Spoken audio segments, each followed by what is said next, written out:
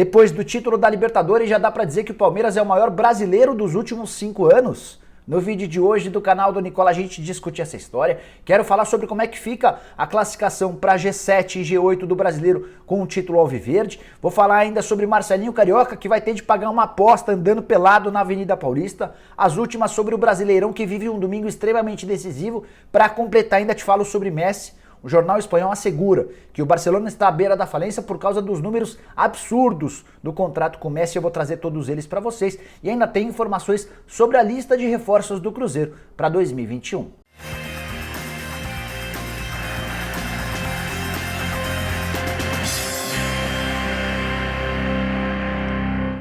Fala aí pessoal, sou o Jorge Nicola, bem-vindos a mais um vídeo do canal, bem legal ter vocês por aqui, ótimo domingo pra todos. E antes de passar as informações, só pedir pra deixarem um like no vídeo e se inscreverem no canal apertando esse botãozinho vermelho de inscreva-se, combinado? Bora começar o vídeo falando sobre o Cruzeiro de técnico novo. Desde esse sábado já houve a divulgação de forma oficial de que o Felipe Conceição é o novo comandante do Cruzeiro. Ele começa a trabalhar a partir de quarta-feira, mas por telefone, Cruzeiro e Felipe Conceição já discutem uma lista de reforços. E eu fiz um apanhado na imprensa mineira sobre nomes que vêm sendo especulados. Quero passar eles a partir de agora. Só para contar que as informações vêm dos jornalistas Léo Gomide, do site Deus Me Dibre, do Adroaldo Leal, além do Super Esportes. Primeiro nome da lista, Eduardo Brock, zagueiro, 29 anos de idade, reserva no Ceará, contrato somente até o fim de fevereiro, jogador que ficaria relativamente tranquilo para ser contratado. Jean Vitor, lateral esquerdo, 26 anos, pertence ao Paraná, fez bom campeonato brasileiro na Série B, 34 jogos, 2 gols e 2 assistências. Ele pertence ao Boa Vista do Rio de Janeiro. Rickson, volante de 22 anos. Esse o Felipe Conceição adora. Já levou para o América Mineiro e mais recentemente também levou para o Guarani. Volante de saída de bola, é o segundo volante como a gente conhece no futebol.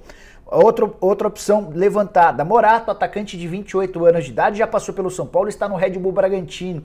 Vive de altos e baixos, não é um bom finalizador, mas tem no drible e na velocidade seus grandes recursos. Outro jogador indicado pelo Felipe Conceição, com quem ele trabalhou no Red Bull Bragantino antes de ser demitido. Mais um jogador que trabalhou com Conceição no Red Bull Bragantino, o Bruno Tubarão, 25 anos de idade, meia atacante, pode jogar na construção das jogadas e também como um segundo homem de ataque. Tem 24 jogos no Campeonato Brasileiro, sendo 12 como titular. Um único gol marcado.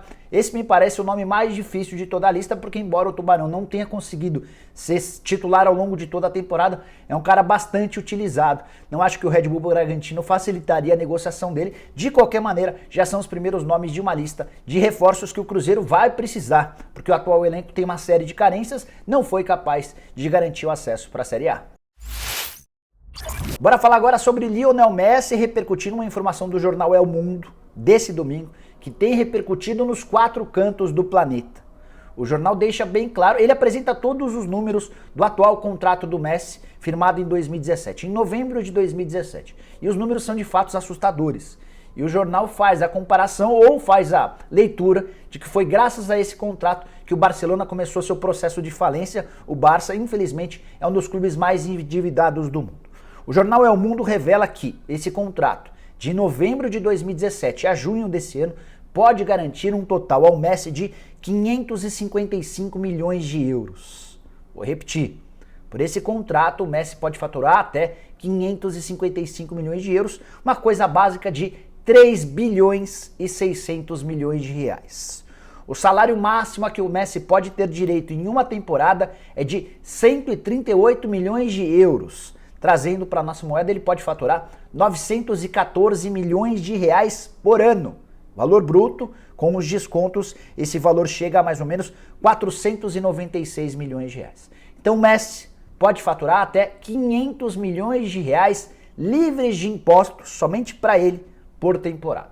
Esse valor representa, por exemplo, o dobro daquilo que ganham Cristiano Ronaldo e Neymar, que são os dois grandes concorrentes do Messi no futebol mundial. Tem mais, somente por ter aceitado a renovação do contrato em novembro de 2017, o Messi teve como prêmio pela assinatura do contrato 115 milhões de euros.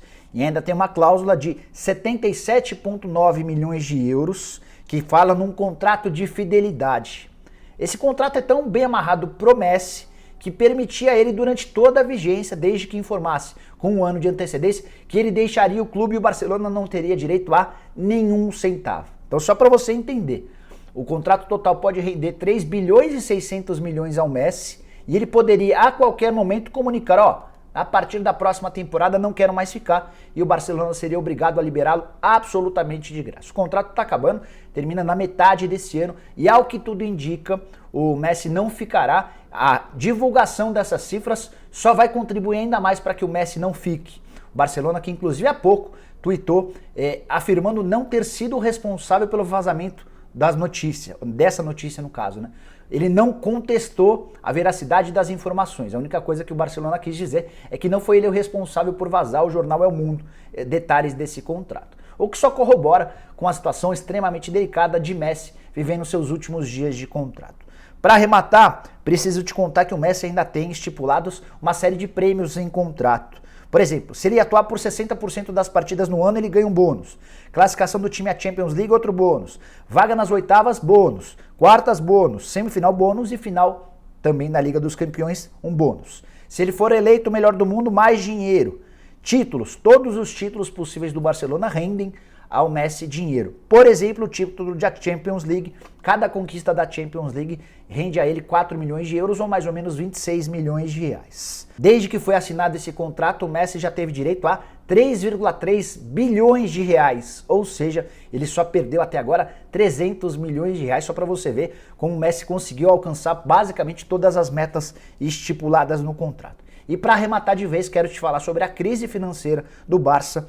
Cerca de 1 bilhão de euros é a atual dívida do Barcelona, são 6,6 bilhões de reais.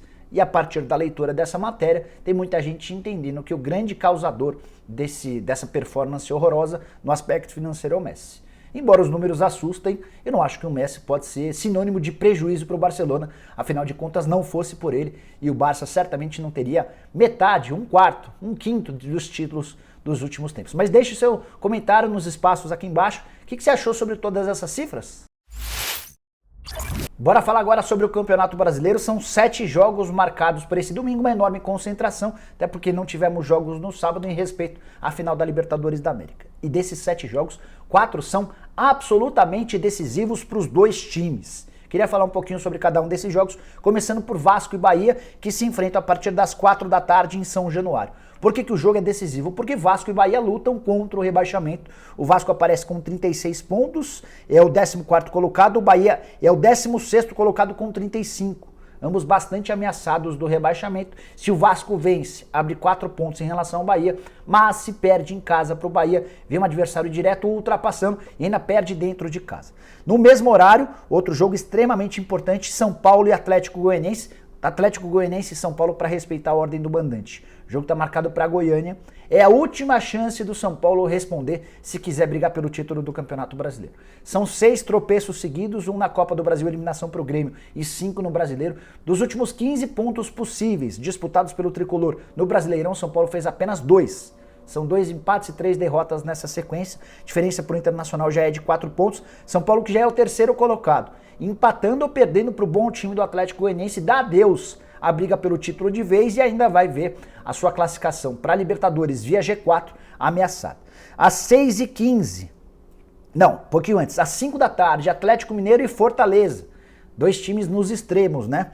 O Atlético Mineiro brigando ainda pelo título do Campeonato Nacional, com uma injeção de ânimo da chegada do Hulk, que ainda não pode jogar nesse Campeonato Brasileiro, mas certamente serve de combustível, serve para alimentar o ânimo do torcedor do Galo. O Atlético é o 4º colocado, 57 pontos, 5 pontos atrás do Inter, e recebe o Fortaleza, que é hoje o primeiro time na zona do rebaixamento. Fortaleza tem os mesmos 35 pontos do Bahia, do Sport, mas perde nos critérios de desempate no número de vitórias. Jogo fundamental. E um pouquinho mais tarde, às 6h15, a gente tem Internacional e Red Bull Bragantino, os 2 melhores times do retorno. O Internacional é líder absoluto do campeonato, 8 vitórias seguidas. O Red Bull Bragantino, que já foi penúltimo colocado do Campeonato Brasileiro, hoje aparece na 11ª colocação com 44 pontos. Tá sonhando com a possibilidade de pegar uma vaga na Sul-Americana ou, quem sabe, até uma vaga na pré-Libertadores da América. Jogo muito interessante, de estilos completamente diferentes. O Inter de muita força física e o Red Bull Bragantino de marcação, pressão no campo de ataque e transição muito muito rápida, time de muita velocidade.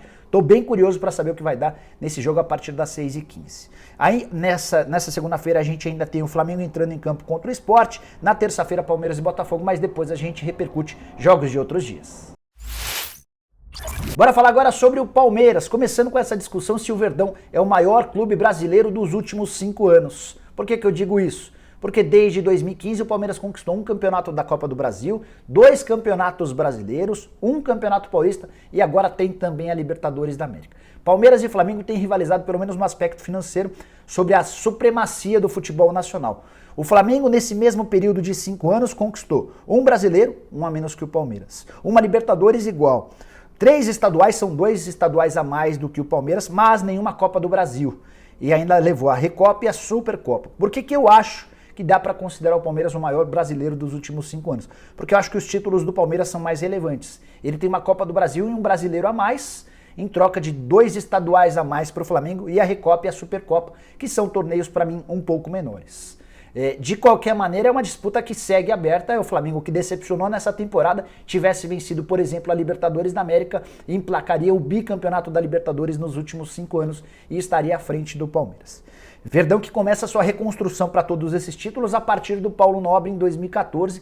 O clube não tinha dinheiro para pagar a conta de luz, com todas as suas receitas antecipadas, uma crise sensacional. Em 2014, o Palmeiras quase é rebaixado para a segunda divisão do Campeonato Brasileiro. E o Paulo Nobre começa a colocar dinheiro do próprio bolso. Foram 200 milhões de reais na construção do Palmeiras, ou no alongamento das dívidas que permitiram ao Verdão ter um fluxo de caixa um pouco melhor.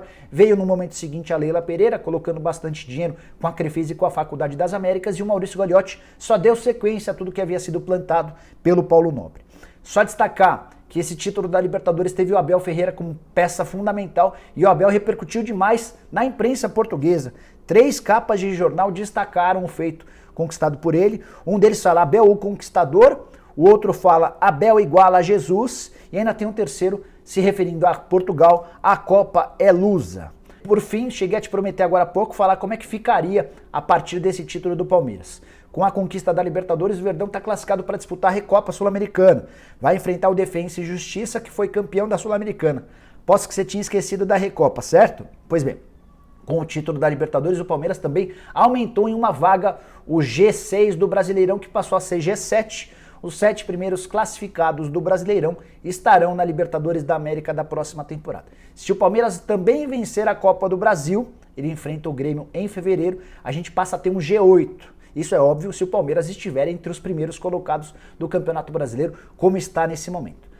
É legal contar também que as finais da Copa do Brasil tiveram suas datas alteradas graças à conquista do título do Palmeiras, que vai, a partir dos próximos dias, disputar o Mundial de Clubes. Finais da Copa do Brasil entre Palmeiras e Grêmio, marcadas para 11 e 17 de fevereiro. Bora falar agora sobre Marcelinho Carioca andando pelado na Avenida Paulista. Você já imaginou essa cena? Pois saiba que, se ele tiver palavra, vai ter de cumprir essa promessa feita em um programa do Arena SBT, programa do Benjamin Bach. O Benjamin perguntou ao Marcelinho o que ele faria se o Palmeiras fosse campeão. Essa pergunta foi feita no fim do mês de dezembro, lá pelo dia 22 de dezembro. E aí, Marcelinho, se o Palmeiras for campeão, o que você faz? O Marcelinho falou, eu ando pelado na Avenida Paulista.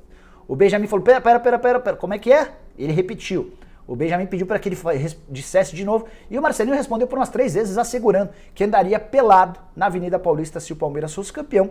O ex-ídolo, o ídolo do torcedor corintiano, desacreditando da possibilidade de o Palmeiras conquistar o título da Libertadores da América. Pois o título chegou e a partir de agora, torcedores e também jogadores do Palmeiras já começaram a cobrar o Marcelinho para que cumpra a sua promessa. Um deles foi o Rony.